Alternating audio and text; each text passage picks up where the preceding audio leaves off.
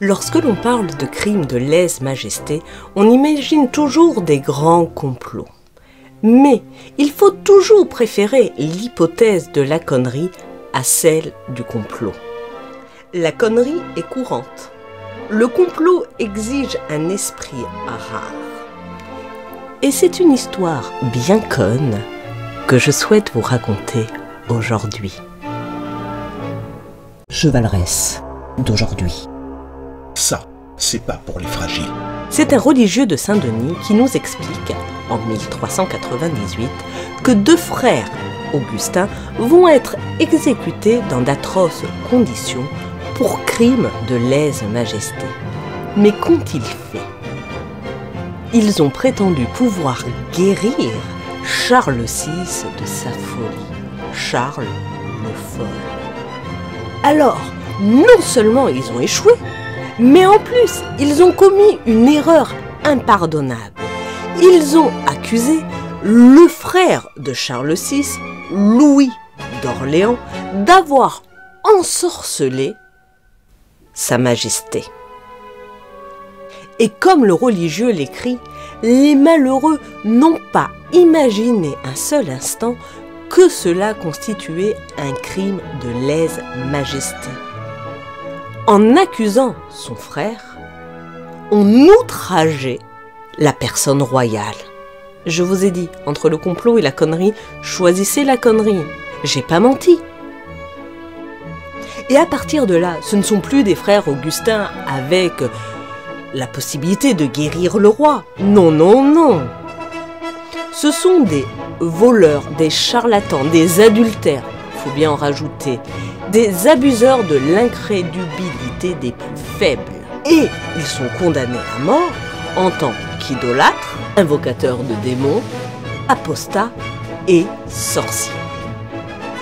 Alors, vous allez me dire, ce sont des clercs, donc ils profitent du fort ecclésiastique. Mais dans le cas de lèse-majesté, votre fort ecclésiastique, vous pouvez vous le mettre où je pense. Non. Leur exécution va avoir lieu et elle montre la gravité du crime, celui de lèse-majesté. Nous sommes au petit matin du 30 octobre 1398. Les deux hommes sont sortis de la prison de l'évêque, les mains liées. Et sur leur tête, ils portent une myrrhe sur laquelle est écrit leur nom. Ils ont sur les épaules des parchemins cousus entre eux, sur lesquels on peut lire tous leurs méfaits. Dans cet accoutrement, ils sont conduits place de la Grève, devant l'évêque accompagné de 6 prélats. L'objectif est de leur enlever leur statut de prélat, et donc la protection du haut clerc. Une fois fait, et pour aller jusqu'au bout, on les rase pour faire disparaître leur tonsure. Ils n'ont plus aucun signe distinctif les identifiant comme d'anciens prélats.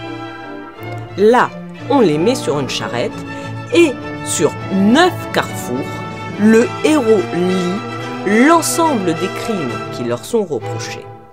Et eux doivent approuver. Oui, oui, oui, oui, oui. Alors, c'est long. C'est même très très long. Et à 15 heures, le cortège arrive au lieu d'exécution. Enfin.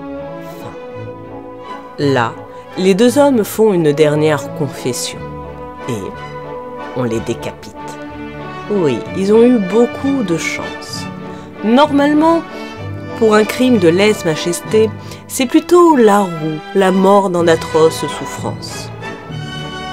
Peut-être que ça leur a quand même servi d'être d'anciens prélats. En revanche, pour leurs cadavres, ce n'est pas la même histoire. Leur tête est placée sur une lance. Leurs membres sont découpés et exposés à 4 portes de la ville. Leur torse est pendu au gibet. Et ainsi conclut le religieux de Saint-Denis.